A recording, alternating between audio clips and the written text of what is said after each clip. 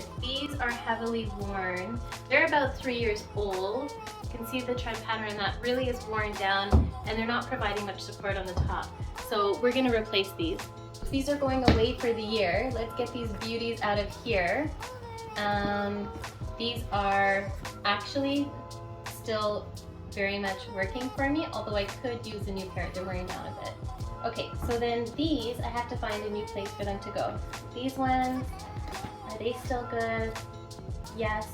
And they're designed for this pitch, so we're gonna leave those in here.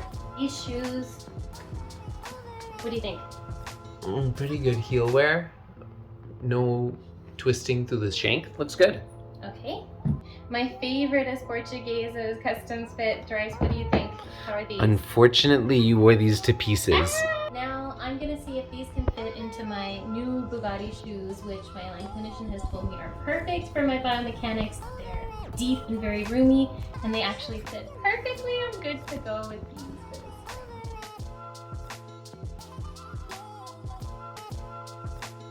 spring. Guys, these are my sandals from last summer. Do I bring these out this spring? Let's see, let's look at them. Hold them up. Yeah, nice. They look good. Still good? Yeah, I think so. Alright.